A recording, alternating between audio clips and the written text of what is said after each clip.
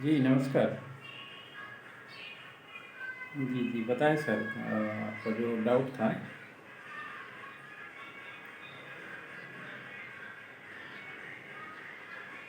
जी, जी, जी। Aluminium और copper ये सब का जो वायर आता है। अच्छा, मशीन खरीदे हैं। ठीक है।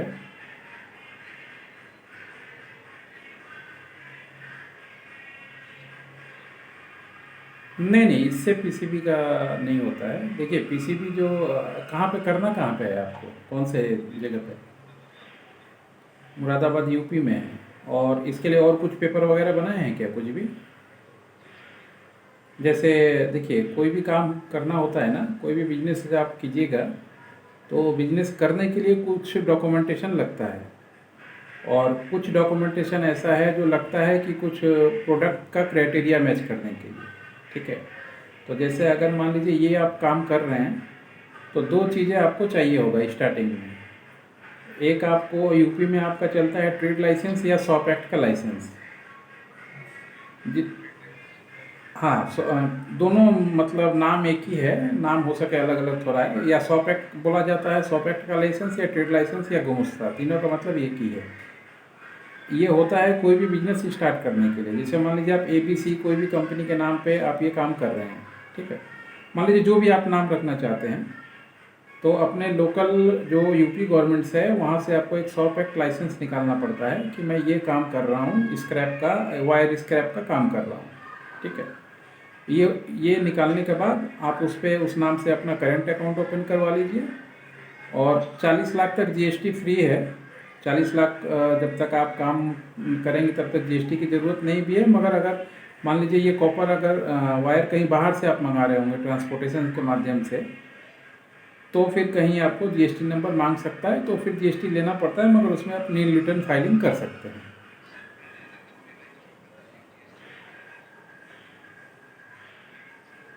जी, जी, जी, जी, जी, जी, जी। नहीं, तब तो अच्छा बात है। यही मैं पूछ रहा था स्टार्टिंग में आपसे कि कोई भी बिजनेस करने के लिए ये चीज़ें ज़रूरी होती हैं। तो ये नहीं, शॉप एक्ट शायद आप देखिएगा कहीं आपका होगा। कोई अगर सीए किया होगा तो जरूर निकाला होगा आपका शॉप एक्ट कंपनी। फिर क्या होता है ना, कंपनी के नाम पे से शॉप एक्ट होता है। जैसे आपने अगर प्राइवेट लिमिटेड बनाया है तो उस कंपनी के नाम से शॉप एक्ट निकलता है। और SHOP शॉप एक्ट ये असल में SHOP असल में ये होता है लोकल टैक्स। समझे? तो किसी भी स्टेट गवर्नमेंट का काम करने के लिए ये लोकल टैक्स की तरह माना जाता है। तो ये कंपनी के नाम से लेना पड़ता है। अगर आपने कंपनी बनाया है तो कंपनी के नाम से निकाल लीजिएगा, बस बाकी आपके पास सारा कुछ है। और इसके लिए अगर मान लीजिए आपको इलेक्ट्रिसिटी कितने का यूज़ हो रहा है उसमें, नॉर्मल या फिर?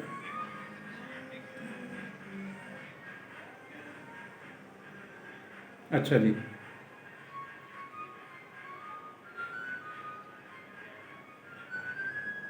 नहीं, देखिए दोनों का मैं सिस्टम आपको बता देता हूँ। होता क्या है, ये काम कैसे चलता है। अगर देखिए MSTC और वो सब है थोड़ा सा, मतलब इससे एडवांस लेवल में जब आप जाइएगा, तो MSTC में क्या करता है, MSTC आपसे फिर PCB मांगेगा। कारण क्या है कि PCB वो किस लिए मांगेगा, क्योंकि गवर्नमेंट का जितना भी कंपनी या टेंडर होता है, ठीक है, तो उसमें स्क्रैप का बिजनेस सिर्फ आपको ट्रेडिंग करने के लिए परमिशन से नहीं मिलता है। पहले मिलता था ट्रेडिंग के लिए ही, मगर अब उसका पर्पस थोड़ा सा चेंज कर दिया गया है। PCB का मतलब है कि आप फैक्ट्री कोई चला रहे हैं। ठीक है। और PCB आपको सिर्फ ये मतलब तार खरीदने बेचने पे नहीं मिलेगा। जैसे मान लीजिए आपने ये घर पे बैठा रखा है आपने। ठीक है। इसी काम को जब आप इंडस्ट्रियल लेवल पे आप करेंगे, किसी इंडस्ट्रियल एरिया में जगह लेके मशीन बैठा के 440 इलेक्ट्रिसिटी का परमिशन लेके, ठीक है, उसका प्लांट लेआउट बना के बड़े लेवल पे, तो उसमें फिर आपको स्टेट गवर्नमेंट से PCB के लिए एप्लीकेशन करना पड़ता है, यूपी पोल्यूशन बोर्ड बोर्ड से। और कई जगह और जब आप फॉरेन में जाएंगे, विदेश में जाएंगे मंगाने के लिए, ठीक है, तो सिर्फ PCB से काम नहीं चलेगा। PCB के बाद से फिर एक सेंट्रल PCB होता है, सेंट्रल गवर्नमेंट का, जो दिल्ली से होता है। तो पहले ये पीसीबी नो आपको एनओसी देगा, उसके बाद फिर वहाँ पे एप्लीकेशन करके वहाँ से भी एनओसी लेना पड़ता है और इसमें इंस्पेक्शन होता है। पीसीबी का मतलब है कि मतलब आप तार जो निकाल रहे हैं, निकाल के उससे कुछ मटेरियल बना रहे हैं, ठीक है। कोई तांबा से कुछ बना रहे हैं या इग्नोट्स बना रहे हैं या कुछ, मेन पर्पस उसका ये है, ऑब्जेक्टिव गवर्नमेंट का पीछे का।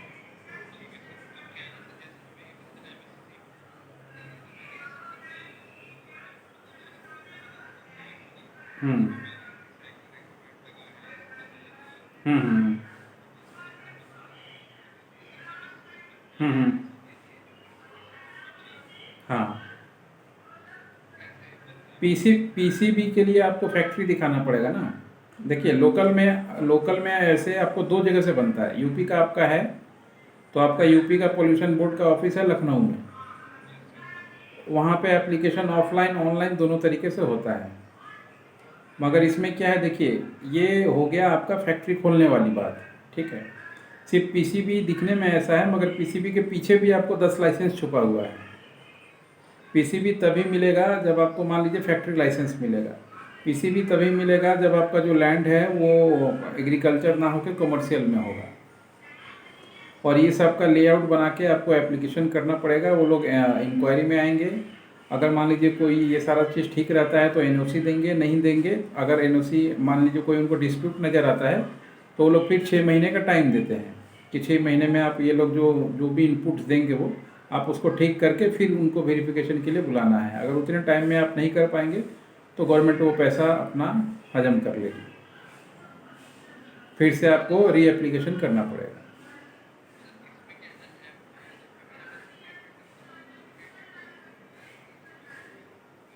हाँ, वो मांगेगा ही। तो देखिए होता क्या है ना, एमएसटीसी का पहले एजेंडा अलग था सर।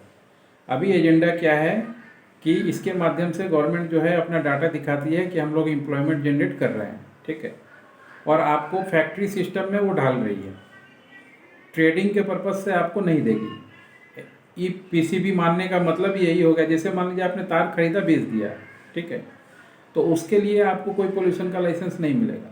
पोल्यूशन का लाइसेंस आपको कब मिलेगा, जब आप तार खरीद रहे हैं, खरीद के अपने यहाँ पे कुछ बना रहे हैं, ठीक है, कुछ आउटपुट उससे बना रहे हैं, इग्नोट्स बना रहे हैं या कुछ भी बना रहे हैं, उसके बेस पे आपको पोल्यूशन का लाइसेंस मिलेगा। हाँ जी, हाँ जी, हाँ जी, वही मतलब एक ही है। देखिए ये सब पीसीबी के अंदर का ही पार्ट है। जैसे वो मैंने आपको सिंपल लैंग्वेज में बता दिया कि इंक्वायरी आएगा, अगर कोई इनपुट मान लीजिए होगा तो आपको दे के जाएगा, इसी को सीटीयू और जो भी भाषा आप बताएं, ये दो तीन तीनों ये सब इसी का पार्ट है। हाँ, ट्रेडर ट्रेडर को बहुत सारा आइटम में बैन कर दिया है सर अभी। मतलब आप एमएसटीसी पे भी जाइए, गवर्नमेंट का किसी में भी जाइए, या रेलवे में जाइए, या फिर मान लीजिए आप किसी भी इंपोर्ट करना है सामान, तो बहुत जगह पे जानबूझ के ट्रेडर को अब बंद कर दिया गया है। उसको जानबूझ के फैक्ट्री खोलने के लिए ये लाइसेंस बना दिया गया है। अगर वो फैक्ट्री खोलेगा तभी उसको मिलेगा, तभी खरीद बेच कर पाएगा, अपने यहाँ पे बना के कुछ बेच पाएगा। हम्म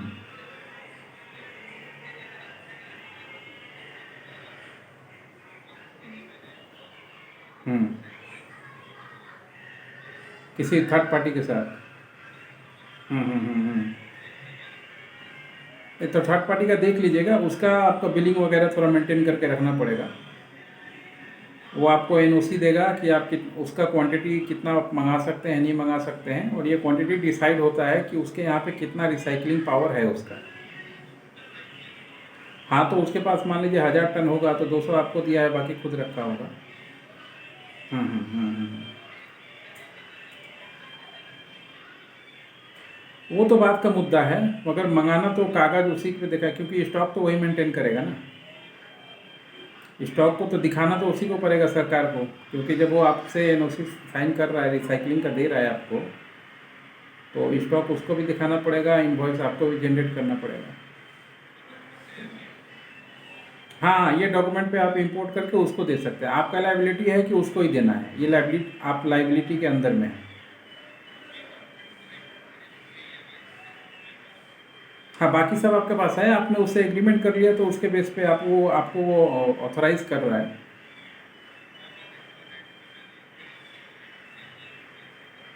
अच्छा अच्छा जी। हम्म। ये कहाँ का रिसाइकल है, गाजियाबाद का या कहीं आपके आसपास का? अच्छा, राजस्थान का है। तो ये लोग वायर का ही करते हैं या ई वेस्ट का रिसाइकलिंग करते हैं? सिर्फ सिर्फ अच्छा, सिर्फ नॉन फेरस का जितना प्रोडक्ट होगा उसका करते होंगे ये लोग। जी जी जी, समझ गया मैं। हम्म।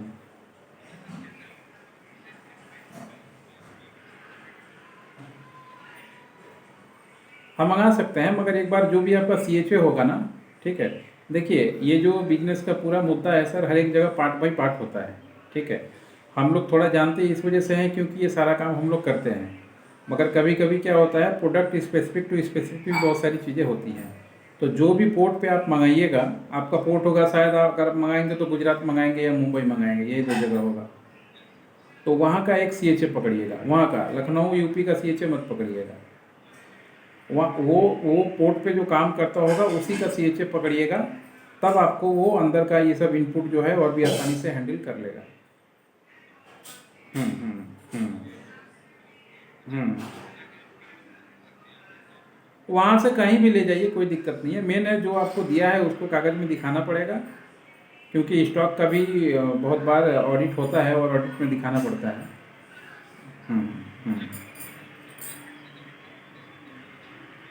लोकल का तो आप कर सकते हैं। लोकल देखिए, सरकार छोड़ के बाकी से कहीं से भी खरीदना हो खरीद सकते हैं, बेच सकते हैं। लोकल में आपको कोई दिक्कत नहीं है। उसको PVC में बेच दीजिएगा ग्राइंडिंग करके, या मान लीजिए जो कंपनियां प्लास्टिक वाली जो दाना बनाती हैं उन लोगों को बेच दीजिएगा। हम्म। आपके फरीदाबाद और नोएडा ये सब में तो बहुत ज़रा कंपनी है जो ये प्लास्टिक वाला आइटम देता है, काम करता है।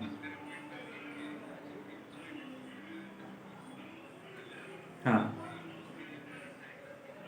जी जी जी जी जी।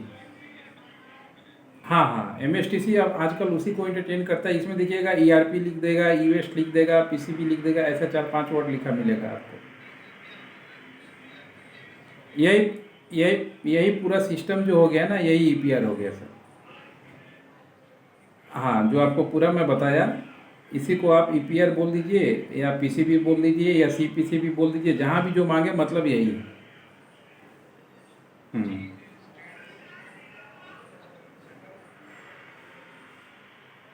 सेंट्रल वाला दिल्ली से ऑर्गेनाइज होता है। हर एक जगह मान लीजिए आपको PCB CPCB का ज़रूरत नहीं होता है, और कुछ आइटम है जिसमें आपको CPCB चाहिए होगा। जैसे मैं आपको छोटा सा एग्जांपल बनाता हूँ, हो सके आपके जो एरिया जो काम आप कर रहे हैं उसमें हो सके आपको सेंट्रल PCB ना माने, CP स्टेट PCB से भी काम चल सकता है, ठीक है। मगर यही काम अगर कोई गाड़ी कटिंग वाला करता है, ठीक है, या ई वेस्ट करता है, इलेक्ट्रॉनिक आइटम में करता है, तो उसको CPCB भी चाहिए होगा। स्टेट का भी NOC चाहिए, सेंट्रल का भी NOC चाहिए।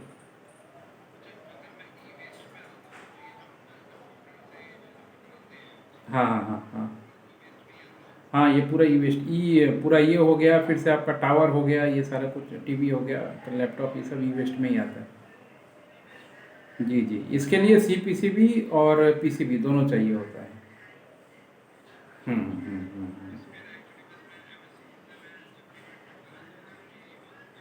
हाँ, बहुत देखिए, बहुत से लोगों को प्रॉब्लम आ रहा है और बहुत से लोगों को गवर्नमेंट ने रोका है, मगर इनडायरेक्ट पीछे का कहानी यही है जो मैंने आपको बताया। गवर्नमेंट चाहती है कि आप फैक्ट्री लगाओ और ख़रीदो, ट्रेडिंग के लिए ना खरीदो बेचो। वो हाँ होता है, वो स्टेट गवर्नमेंट पे डिपेंड करता है कि स्टेट गवर्नमेंट का फैक्ट्री लॉ क्या बोल रहा है। आपको जैसे यूपी में है तो यूपी का फैक्ट्री लॉ आपको देखना पड़ेगा कि वहाँ का जो कानून का सिस्टम क्या है, कितना 1 बीघा मांग रहा है कि मिनिमम 2 बीघा मांग रहा है, इस तरीके से होता है। हाँ, लगाना पड़ेगा, उसमें प्लान लेआउट भी दिखाना पड़ेगा, और अभी आर्किटेक्ट से जो पूरा जो लेआउट है वो सेटिस्फाइड करवाना पड़ता है।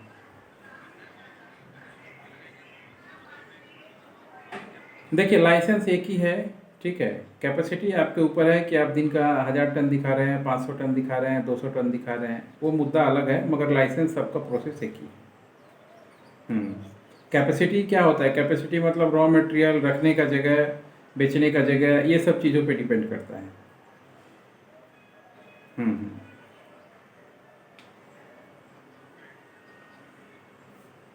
नहीं, ट्रेडिंग लोकल में कर सकते हैं सर। ट्रेडिंग के लिए लोकल में खरीद बेच सकते हैं, कोई दिक्कत नहीं। बहुत सारे देखिएगा दिल्ली में लोग हैं ऐसा मशीन जो मशीन बेचते हैं इस तरीके का आइसोलेटेड वायर का। दिल्ली में देखिए वो लोग थोड़ा बहुत ये कंस्ट्रक्शन वाले या बड़ी कंपनी से खरीद के मशीन बेचने के लिए देखिएगा हमेशा वो डेमो भी दिखा दिखा के मशीन बेचते हैं। हम्म।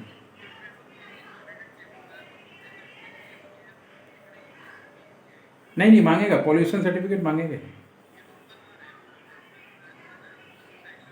हाँ तो उससे मंगा सकते हैं। जी जी जी। आप इसके बाद देखिए आप अपना सब ये काम हो जाने के बाद आप अपना डिसीजन लीजिएगा कि आपको कौन से पोर्ट से काम करना है। ठीक है। जो हाँ जो जो पोर्ट से आपको काम करना है उस पोर्ट से अपना कंपनी का रजिस्ट्रेशन करवाइएगा वहाँ पे। CHA क्लियरेंस भी होता है। ठीक है। एयरपोर्ट मतलब पोर्ट का एक बार आपको कस्टम क्लियरेंस मिल जाएगा, उसके बाद फिर आप उस पोर्ट से अपना काम करते रहिएगा। हम्म।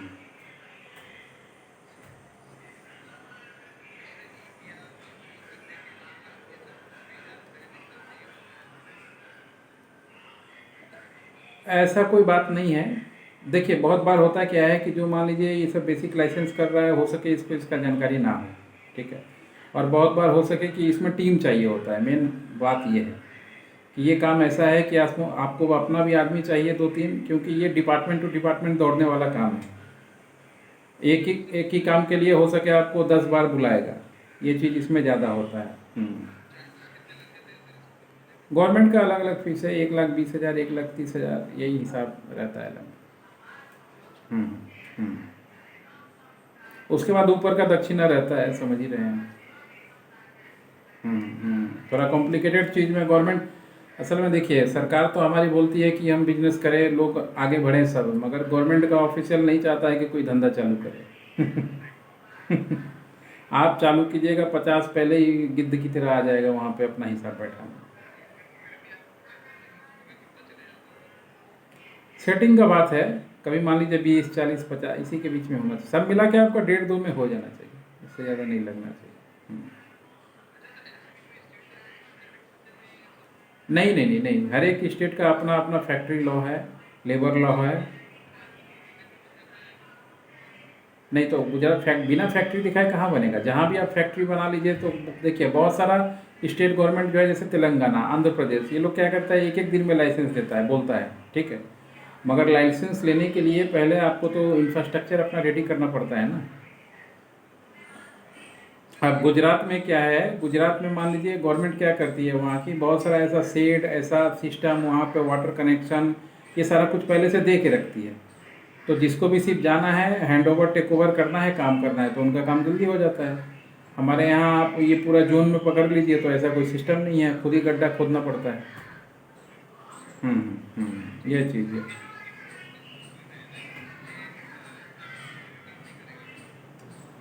MSTC में एक कंडीशन है सर, हो सके टेंडर टू टेंडर आपको देखना पड़ेगा।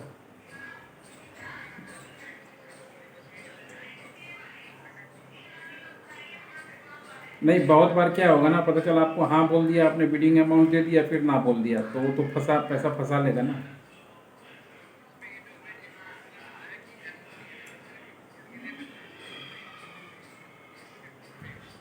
नहीं नहीं, आपको दिया होगा उसमें पर्पस मेंटेन किया होगा, वो मेंशन किया होगा। हाँ हाँ हाँ, तो वही। नहीं नहीं नहीं कर सकते, वो खुद कर रहा होगा ना।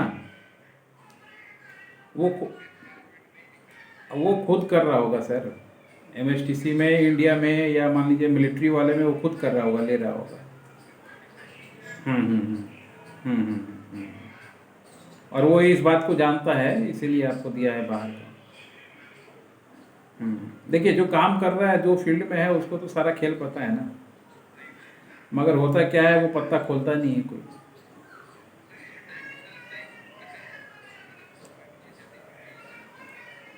10-15 दिन, जितना टाइम डिले होगा उतना आपको लॉस होगा, क्योंकि वहाँ फ्लाइट का किराया और एयरपोर्ट का हैंडलिंग चार्जेस ये सब बढ़ते रहते हैं।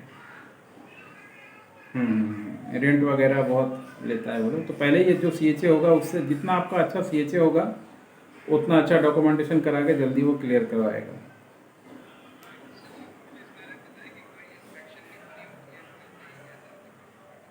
ऑनलाइन होता है, थर्ड पार्टी होता है, बहुत सारा थर्ड पार्टी, जैसे मान लीजिए आप दुबई में काम कर रहे हैं, तो दुबई का किसी कंपनी को पकड़िएगा, वो लोग ऐसा सर्विस देता है कि वहाँ से वेरीफाई करके आपको बता देगा।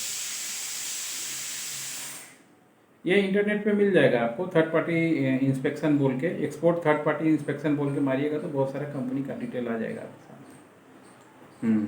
और नहीं तो एम्बेसी से भी कर सकते हैं, मगर एम्बेसी वाले उतना नहीं करते हैं, थर्ड पार्टी वाला थोड़ा ज़्यादा करता है। करते हैं एम्बेसी वाले कम कर, सरकारी जगह है, समझ ही रहे हैं आप। 5 बार फ़ोन कीजिएगा तो फिर पता करेगा, फिर आपको तब तक पता चला 20 दिन ले लिया वो। हम्म। हाँ, उसका बिजनेस ही वही है।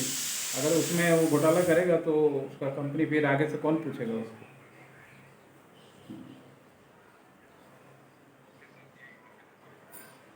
ठीक ठीक, कोई दिक्कत नहीं है सर। आगे भी अगर कोई मान लीजिए बिजनेस रिलेटेड कोई बात होगा, डिस्कशन होगा, डाउट होगा तो आप पूछ सकते हैं, कोई भी बिजनेस। 99% मार्केट का हम लोग को पता है कहानी सर, कोई दिक्कत नहीं। Okay okay ji, thank you. तो देखा दोस्तों आपने, ये हमारा एक टाइम बुकिंग था। ये यूपी के हैं और वायर जो होता है, कॉपर वायर, सिल्वर वायर, इसको ये बाहर से मंगाना चाहते हैं और मंगा के इंडिया में काम करना चाहते हैं। तो देखिए, बिजनेस कीजिए, ठीक है, मगर बिजनेस करने से पहले ये सब डाउट जो है क्लियर हो जाना चाहिए। बिजनेस करने के बाद कागज़ फंस जाए, उसके बाद आप खोजने चलेंगे तो कुछ नहीं होगा। ये तरीका जो है जेन्युइन तरीका होता है। और बहुत से लोग हैं जो बोलते हैं कि नहीं ऐसा नहीं होता है, कौन पेमेंट देगा, कहाँ से देगा, क्यों देगा। तो देखिए, काम आप अपनी जगह ठीक है, आपके दिमाग में अगर कन्फ्यूज़न है तो इसका मतलब ये नहीं कि सारा दुनिया कन्फ्यूज़न पे बैठा हुआ है। अगर थोड़ा रिसर्च करके काम करेंगे, पैसा बचेगा, टाइम बचेगा। टीम मैनेजमेंट का चीज़ होता है, हर एक काम आप अकेले नहीं कर सकते। आज के लिए इतना ही दोस्तों, नमस्कार।